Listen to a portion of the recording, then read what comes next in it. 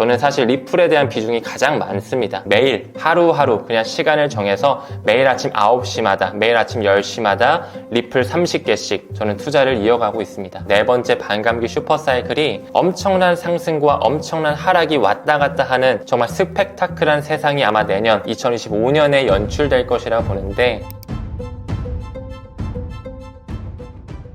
리플이 정확히 뭔가요? 일단 많은 대중분들께서 암호화폐 투자를 하실 때 리플 코인, XRP라고 불리기도 하고 리플이라고도 그냥 편하게도 불리기도 하는데요. 사실 리플 같은 경우는 하나의 회사예요. 회사고 현재 미국의 샌프란시스코에 본사를 둔 암호화폐 결제 회사라고 봐주시면 되고요. 라이언 푸어라는 인물로서 2004년부터 시작된 하나의 회사입니다. 그때 당시에는 리플페이라는 하나의 회사라고 시작이 됐었고, 아무래도 2004년 비트코인이 나오기 전이다 보니까 그때 당시에 그 리플페이라는 회사는 블록체인이라든지 암호화폐와는 연관이 없는 그런 회사입니다. 시간이 지나서 2012년에 지금의 리플의 회장이죠, 크리스 라슨이 들어오게 되고 3명의 개발진이 리플사에 합류를 하게 돼요. 첫 번째가 아서 브리또, 두 번째가 제드 맥켈럽, 지금 현재는 스텔라 재단으로 가 있죠. 그 다음에 세 번째는 지금 현재 리플의 CTO를 맡고 있는 데이비드 슈워츠, 이렇게 3명의 기술진으로서 현재 결제 프로토콜인 XRP가 2012년에 XRP 레저 생태계와 함께 세상에 나오게 됩니다. 그때 당시에 리플페이에서 이름 자체는 오픈 코인으로 바뀌었었어요. 시간이 조금 더 지나서 2013년도에 리플랩스로 사명을 바꾸면서 지금 우리가 알고 있는 리플랩스, 리플 이렇게도 불리기도 합니다. 아무쪼록 가장 중요한 것은 그 리플랩스라는 회사에서 만든 하나의 퍼블릭 블록체인이 XRP 레저라는 하나의 생태계고요. 거기 안에서 허용된 노드만 따가지고 그들끼리 B2B 결제, 국경 간 결제를 하기 위해 만든 하나의 분산화 솔루션이 리플 네트워크예요. 그들끼리 돈을 주고받게 하기 위해서 만든 하나의 솔루션이죠. 이건 역시 XRP 레저 기반이고요. 그 안에서 거래가 이루어지면 이루어질수록 소각되는 메커니즘을 취하는 그 네이티브 코인 자체가 지금 현재 우리가 투자하고 있는 XRP다. 이렇게 좀 개념을 잡아드릴 수 있을 것 같습니다. 리플은 비트코인과 어떻게 다른 건가요? 네, 일단 비트코인 같은 경우는 2008년에 코딩이 시작돼가지고 실제로 우리한테 세상에 알려지게 된 것은 2009년 1월 달이거든요. 그때 당시 사토시 나카모토라고 하는 한 작자를 통해서 세상에 나오게 됐고, 지금 현재로서는 하나의 온라인 금이죠. 가치 저장 수단으로의 자리매김을 했다고 해도 과언이 아닐 정도로 굉장히 좀 가격 상승도 꾸준하게 있었고, 자산의 해지 수단으로도 많이 활용이 되면서 블랙록과 같은 세계 최대 자산 운용사에서도 꾸준하게 자산의 해지 수단으로 새로운 디지털 금으로서 자리매김을 하고 있다고 볼 수가 있습니다.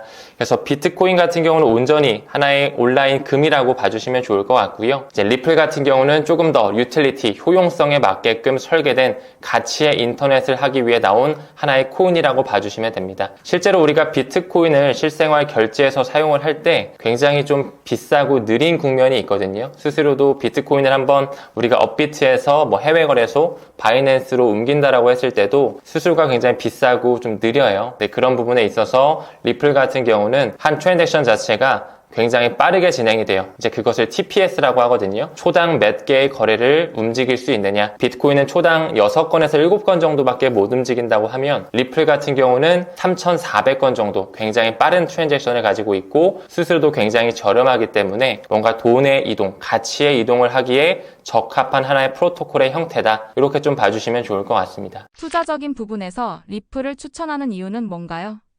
네, 투자적인 부분에서 저는 XRP에 굉장히 좀 진심으로 투자를 하고 있고, 앞으로도 리플 투자함에 있어서 단기적으로 보기보다는 조금 더 중장기적인 비전을 보며 가져가려고 하고 있거든요. 그 부분에 있어서 아까도 언급드린 것처럼 미래에 이 코인이 어느 생태계, 어느 섹터, 어느 시장 파이에 접목이 되면서 쓰임이 얼마나 활용이 돼서 가격 반영, 가치 반영이 일어나는지가 너무나 중요할 것 같은데, 저는 개인적으로 그 어떤 코인보다 가장 큰 유틸리티를 가져갈 수밖에 없는 게 XRP라고 생각을 해요. 왜 그러냐면 아까도 언급드린 것처럼 그 리플 네트워크라고 하는 국경 간 결제 솔루션으로서 그 스위프트라고 하는 전 세계의 어떤 금융망을 스위프트라고 하잖아요.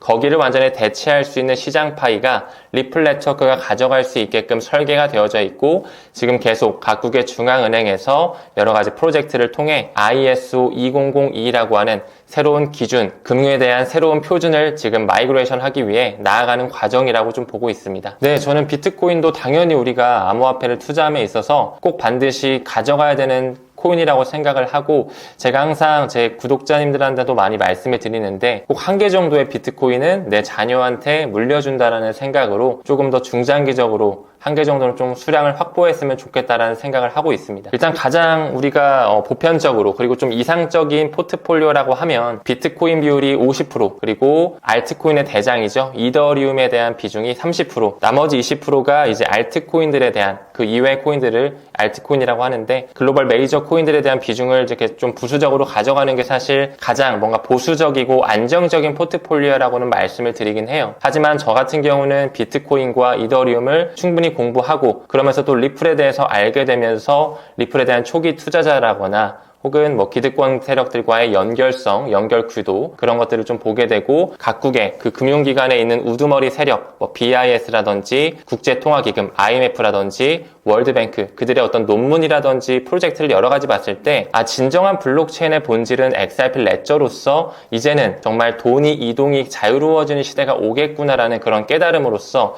저는 사실 그런 이상적인 포트폴리오와는 조금은 다르게 저는 사실 리플에 대한 비중이 가장 많습니다. 그렇다고 해서 여러분들한테 무조건 지금부터 리플 투자하세요 이것보다는 반드시 리플에 대한 어떤 가치와 왜 리플이 만들어졌고, 어떤 파트너십을 지금 현재 리플사가 가지고 있고, 어떤 비전을 향해 나아가고 있는지에 대해서 꼭 공부를 수반하신 다음에 투자를 집행하시길 권장드리고 싶습니다. 리플이 현재 저평가되어 있다고 생각하시나요?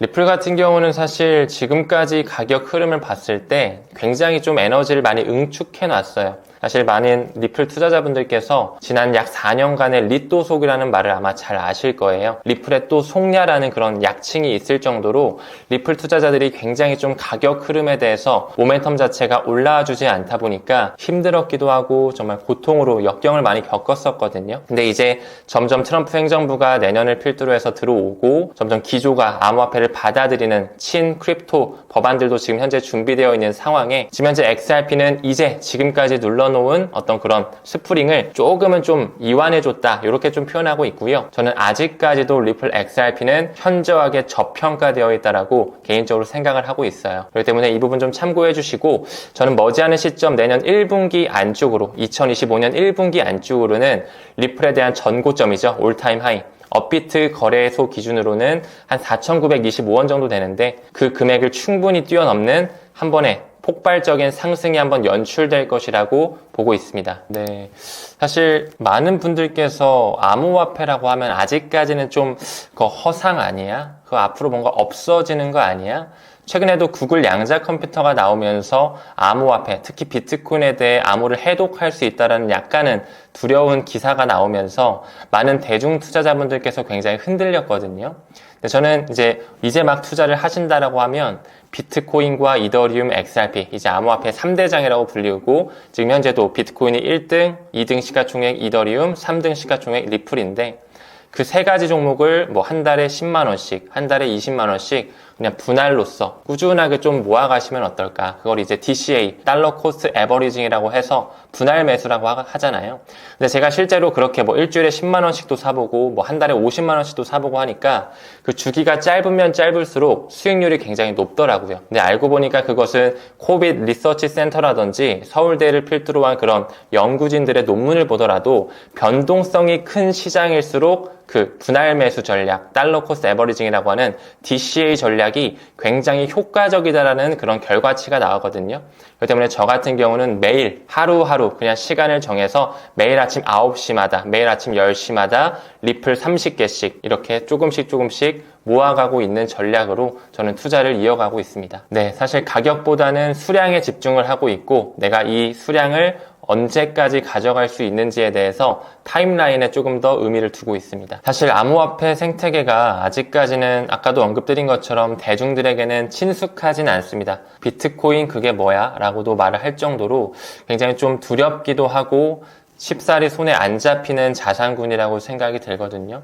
이제 정말 머지않은 시점 불장이 다가올 거예요. 네 번째 반감기 슈퍼사이클이 이제 2025년을 필두로 해서 엄청난 상승과 엄청난 하락이 왔다 갔다 하는 정말 스펙타클한 세상이 아마 내년 2025년에 연출될 것이라 보는데, 우리가 이럴 때일수록 조금 더 가치에 집중을 하고 어떤 펀더멘탈을 지닌 코인인가에 대해 공부를 하면서 그 수량에 집중하며 좋은 수익률을 만들 필요가 있다.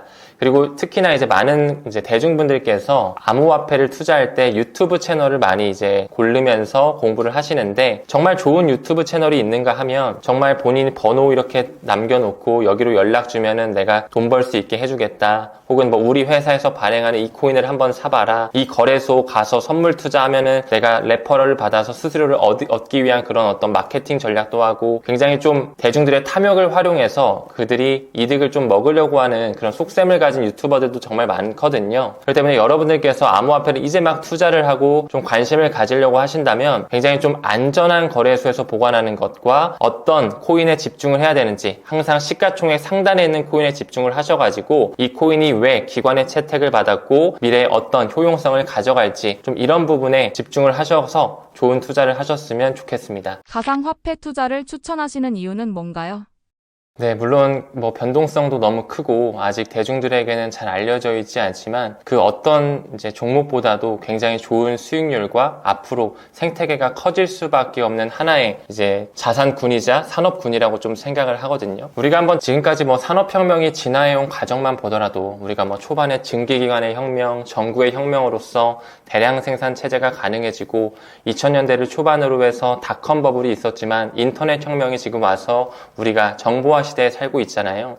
이제 정보화 시대가 지나서 4차 산업혁명의 시대, 바로 그 중심에는 블록체인과 인공지능이라고 하는 AI가 들어갑니다. 그 부분의 일환으로 이 두 가지의 기술로서 이제 정보의 자유가 아닌 가치의 자유의 시대가 올 것이다, 이렇게 저는 보고 있거든요. 지금 많은 사람들이 인적 자원이 연결되듯이 모든 것들이 블록체인으로 연결이 되면서 굉장히 빠르고 단순화되고 기계화되는 세상이 우리 삶에 이제 녹아들여질 것이라고 생각을 합니다. 그것과 연결되는 자산군이 바로 암호화폐 시장이기 때문에 우리가 조금이라도 더 빨리 이를 깨닫고 열심히 공부해서 투자해야 되는 그런 자산군이다. 저는 이렇게 좀 답변을 드리고 싶습니다. 가상화폐가 다른 화폐처럼 가치를 가지는 이유는 뭘까요? 이제 말 그대로 돈 자체를 보이지 않는 디지털 생태계 쪽으로 넣는다라는 거죠. 우리가 사실 뭐 어떤 포인트 같은 거, 뭐 우리가 파리바게트 같은 데 가도 해피 포인트 이런 거 쓰는 거 자체도 보이지 않는 돈인데 그 포인트로서 결제를 하잖아요. 이제 그 자체가 우리가 비트코인이라는 것 자체가 0과 1로 표현되는 그 이진법에 코인, 돈을 넣어서 이제 보이지 않는 세상, 그 메타버스의 세상에서 결제를 할 수 있도록 하는 하나의 이제 최초의 블록체인이 탄생했다, 이렇게 좀 봐주시면 좋을 것 같고, 항상 우리가 코인에 투자할 때 미래 효용성, 유틸리티라고 하거든요. 미래에 어떤 섹터에서 이게 쓰일지, 뭐 국경 간 결제에서 쓰일지, 혹은 뭐 사물 인터넷의 수수료로 쓰일지, 혹은 뭐 프라이버시를 제공하는 부분에 있어서 메커니즘에 소각되면서 쓰일지, 이런 식으로 어떤 섹터에서 활용되는 코인이냐가 굉장히 좀 중요하게 우리가 봐야 되는 부분이라고 생각합니다. 포인트와 다를 바 없는 그런 부수적인 것에서 이제 슬슬 우리 삶에 녹아들어지는, 지금 우리가 뭐 신용카드를 결제하는 게 블록체인을 통해 암호화폐로 결제가 되는 시대가 이제 우리 앞에 펼쳐질 거라고 보고 있습니다. 워렌 버핏은 비트코인에 투자를 안 한다고 하는데 이에 대해 어떻게 생각하시나요?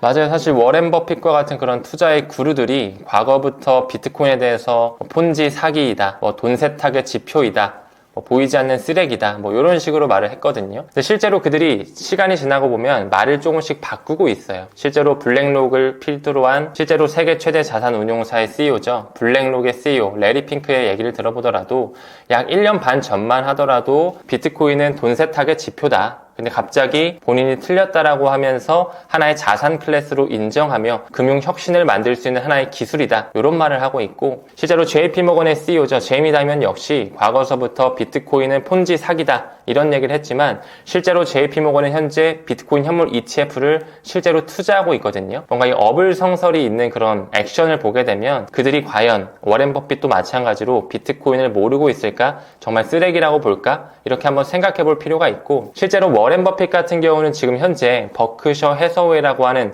투자 운용 회사를 이끌고 있잖아요. 또 뱅크 오브 아메리카와도 연관이 되고 또한 아메리칸 익스프레스 카드사와도 연관이 되는데 실제로 워렌 버핏은 버크셔 해서웨이를 통해 브라질의 최대 핀테크 회사 누뱅크에 투자를 단행했습니다. 그 누뱅크 같은 경우는 또 리플렛의 회원사거든요. 어떻게 보면 직간접적으로 누뱅크에 투자를 하면서 리플에 투자하고 있다라고 해도 과언이 아니겠죠. 그리고 최근에 리플의 공식 홈페이지에 들어갔을 때 이미 워렌 버핏을 필두로 한 뱅크 오브 아메리카가 리플사와 공식 파트너십을 맺고 있어요. 이제 내년 3월 11일 기준으로 연준에서 고안한 페드나우 서비스, 그것이 이제 새로운 지급결제 시스템이거든요. 거기 안에도 이미 참여 업체로서 뱅크 오브 아메리카가 명시가 되어 있고 이제 리플렛을 탑재할 준비, ISO 2002를 탑재할 준비를 하고 있기 때문에 저는 리플의 이제 곧 상승세가 펼쳐질 거라고 생각을 합니다. 비트코인이 1억 5천을 넘었습니다.